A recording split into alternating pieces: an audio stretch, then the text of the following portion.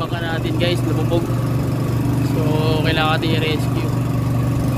Kailangan namin ng tubig kasi talagang nabutas yung ilalim. So ayan, dito kami sasaig. Kita mo yung tubig ko. Pati yung makina talagang sabaw.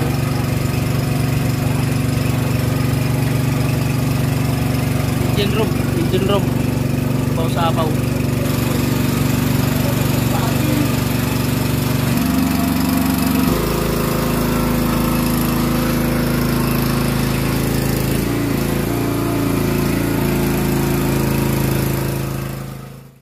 Mapagpalang araw guys. So another client na naman tayo na motor bangka, tuna fishing vessels guys. So ayun yung unit, lumubog po ito. So low tide ngayon, kaya akala mo parang nakalutang pa lang siya, pero lubog na yan guys.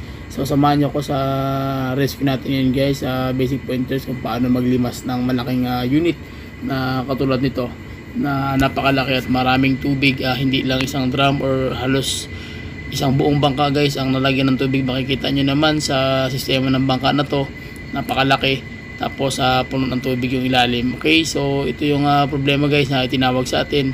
So kailangan natin i-rescue na urgent guys, na kailangan na maiayos natin yung buong makina. So ito muna yung part 1 ng tawag niya na pag-pull out namin. So ito yung i-rescue natin ngayon. So pag-usapan natin guys yung basic pointers kung paano ma-rescue yung itong kalalaking bangka. So dito po na yung sa Saig, sa aming Barangay General Santos City. So yan po, makikita nyo naman halos sumisid na yung buong makina ng Mitsubishi 6D14 na engine na manual. Ganito ka lalaki almost ang mga makina dito guys. Minsan may mga 6BF1 na mga engine, 6D22 engine. So yun po yung mga makina na ginagamit ng mga nagtutuna, especially sa mga motor bangka fishing vessels. Okay, so yun ang gagawin natin ng basic pointers guys. Samahan nyo ko sa simpleng tutorials kung paano natin mare-rescue yung ganitong makina at saka yung ganitong malaking bangka. Okay, so ang gagawin natin is kailangan natin na bumili ng equipment muna. So dito kami sa tindahan guys, bumili kami ng Yamada na water pump na D2 ang butas. So bagong bago, brand new, dahil para malakas yung gagawin paglimas, hindi na tayo magmamano. So Yamada na 13 horsepower. Ayan yung tindahan guys, Sarangani Sarangani Trading. So ayan na, ikakarga na natin to. Diretso tayo guys, and then diretso tayo sa location ng bangka. Okay, so nandito na tayo sa site kung saan yung bangka na yan yung nasasakyan natin. So yan, ikakarga yun ng ating mga gamit, especially yung water pump na binili natin at yung mga mechanism. And then tawagin ito yung mga bangka guys na under repair dito sa area na to. So pasilip lang ito para makita nyo kung gaano kalalaki yung mga bangkang ginagawa rito. Okay, so yun yung unit, ayun yung lubog na unit na yun ang titirahin natin. So medyo malaking bangka yan guys, almost sa mga 80-90 blockers yan. Okay, so set up muna kami ng masasakyan, tapos diretso tayo guys. So ayan na yung team, we're going to motor bangka fishing vessels na. Tara, so ang gawin natin, set up muna kami, and then paandaran natin yung buong mechanism ng water pump na panglimas. Okay, so ang gagawin natin guys, silipin muna natin kung ano yung laman na volume ng tubig ng loob ng bangka na to. So kita nyo naman halos punong-puno, halos umapaw na.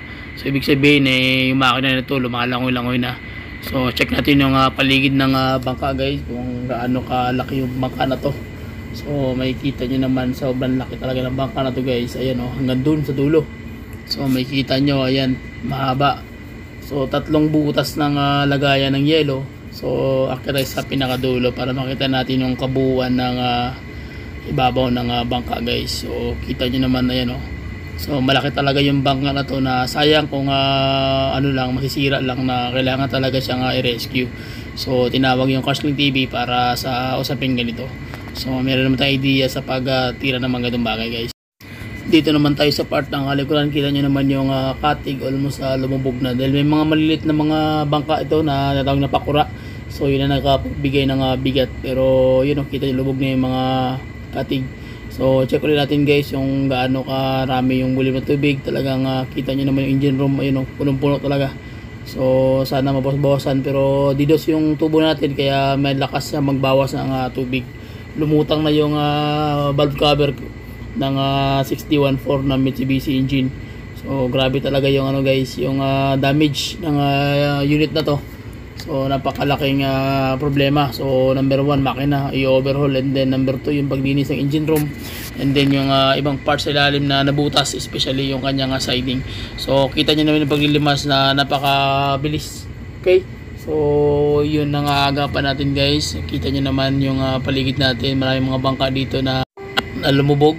So ang mahalaga ay itong bangka natin na hinahawakan ngayon, ma-rescue natin to as soon as possible para hindi na lumaki yung damage o masira pa yung buong makina. So kahit paano guys, kita na yung buong valve cover. So kahit paano mayroong improvement na ginagawa yung natin, team natin. So ibig sabihin maganda yung nabili natin na water pump, mabilis siyang mag-suction. So mabilis siyang magbawas ng tubig. So review din natin guys. Ayun, yun yung kaliwa, badang kaliwa, may malaking lumubog na unit dun. So medyo malawak talaga yung bangka guys na ano natin, na nahawak natin. Almost 85 blockage to 90 blockage daw pala ito. Hindi ko lang magano matansya, pero sa tingin ko na sa mga di bababa ng 80 blockage ni guys. So medyo ano na talaga siya, medyo tawag yan, medyo may kalakihan talaga yung unit. So kung makikita nyo yung pilot house, medyo malaki talaga, yun, malapad. So, ibig sabihin malaking unit to. And then mga tatawag na pakura. So almost lahat sa dulo nakasampay. Tsaka nakikita nyo guys, medyo bulok na rin yung steel. So, ibig sabihin medyo matagal nang natambay na ito. Kaya ganun. So ibig sabihin hindi pa siya gano'n nang nagagamit, natambay siya ng mga ilang buwan. So at least nababawasan yung problema natin sa tubig. Malaking tulong yung dinala natin na water pump. So kahit paano nangangalahati na guys. So kita na natin. So wala na palang transmission nito. Natanggal na palang transmission nito guys. Kaya pala ganito yung sitwasyon niya. Medyo nakalutang na wala transmission. Makina na lang. Maya-maya konti mawawalan na rin yung tubig niyan guys, para makita natin talaga mismo yung kanyang laman loob sa engine room. So yun ang mahalaga, na matanggal lahat ng tubig kung maaari. Ayun. Okay, so habang nagpapahibas tayo guys, check natin yung likurang bahagi ng makina. Check natin kung saan pa rin yung tubig dito. So may part ng kanyang timon, so kung saan napipihit yung bangka. So kita nyo naman na hanggang dito ba naman sa ilalim ng sa likuran yung part ng tubig. So grabe talaga yung damage. Kita nyo lakas ng agas yun, ibig sabihin sira na yung timon nito, yung kanyang pinaka-tubo. So kaya ganun yung tubig, abot talaga, mabilis lang dumami. So ayun lakas ng agas, kita yung gumagalaw. So ibig sabihin na talagang dyan dumaan yung tubig, tsaka dun sa may kanyang ilalim. So di pa natin alam kung saan yung sira nito guys. So kailangan natin ma-double check yan. So habang nagkapalimas tayo guys, so check muna natin yung buong surroundings ng bangka. Shoutout muna tayo sa ating Carsling TV, ang ating team, Brad Ping. So yan ang ating mga brother guys, Carsling TV. So ang gagawin natin guys, papasokan na natin yung buong unit ng engine room. So tara, let's go. Yan guys, so at least medyo hibas na ng konti. So ang gagawin na natin ito is sisimutin na natin yung buong tubig na natitira. So ayan po tayo guys, medyo sacrifice na ng konti. Normal na talaga yan, ito yung trabaho natin. Aside sa ilalim, aside sa ibabaw. So all around ang ating team, ang Carsling TV, especially yung nasa ilalim yung bida guys, sorry. So yan po tayo, ating pinipiling guys, anong klaseng dumi yan, engine yan.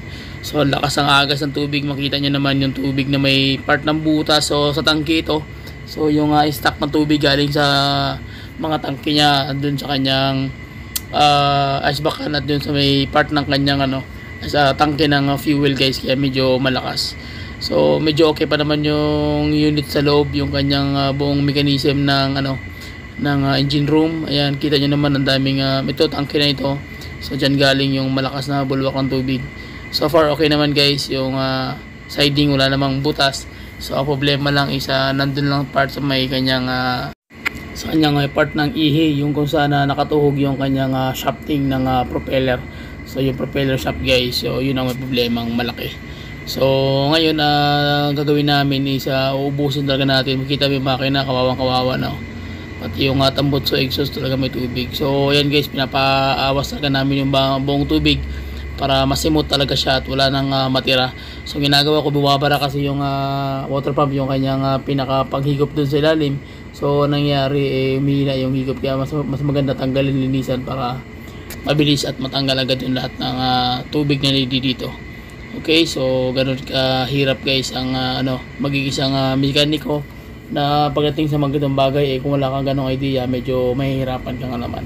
At malaki po yung labor pag mga ganung mga rescue, pag mga ganung mga unit na naglalakihan.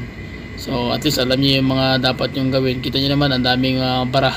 So hindi pwedeng mabarahan yung ating Pero shoutout pa rin dahil kita paano naka-smile lang tayo dyan. Okay, so ganun kahirap guys ang pagtatrabaho ng isang mekaniko. Okay, so medyo risk ko nga lang, medyo pagod, pero okay lang, at least nakakatulong tayo sa ating mga kapwa na humihingi ng saklolo. Okay, so at least dandanan natin guys. Watch and learn lang tayo hanggang maubos to, and then diretso tayo hanggang sa matapos.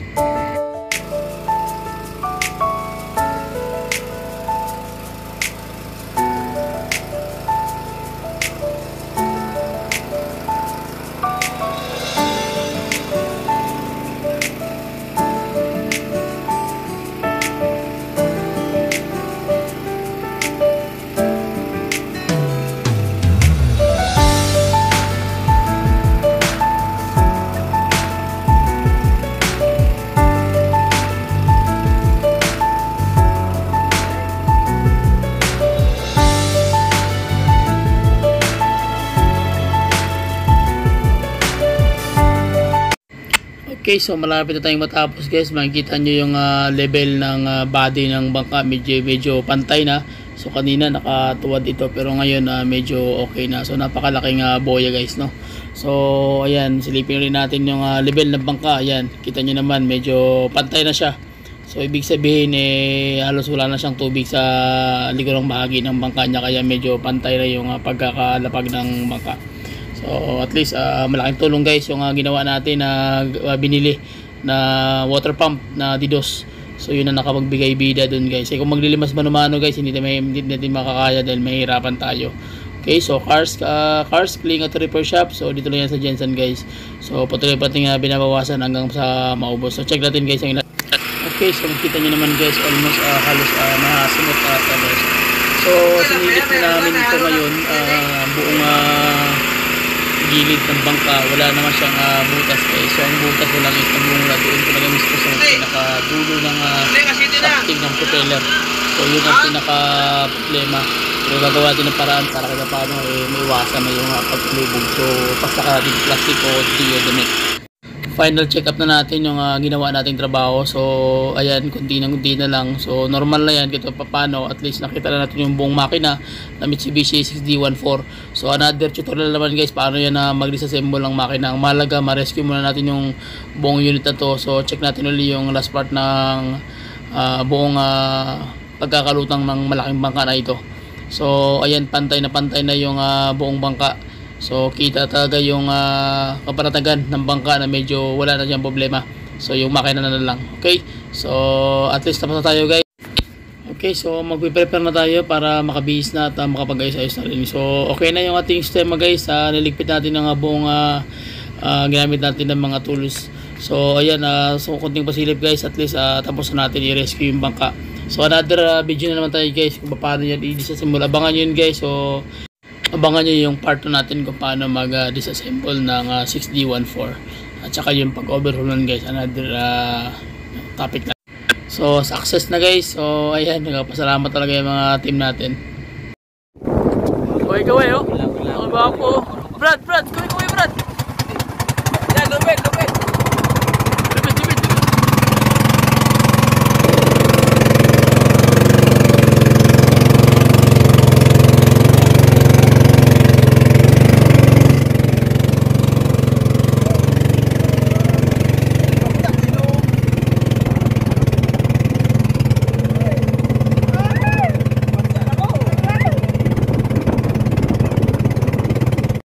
Okay, so yun lang guys. So shout out natin lahat sa lahat ng mga kapwa ko mekaniko, sa labanggit ng mekaniko, sa lahat ng mga unit owner, at sa lahat ng mga sumusuporta, sa lahat ng mga subscriber, follower ko sa YouTube channel at ating FB page na Carsling TV.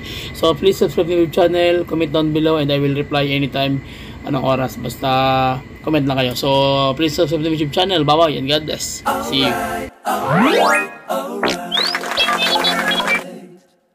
Okay.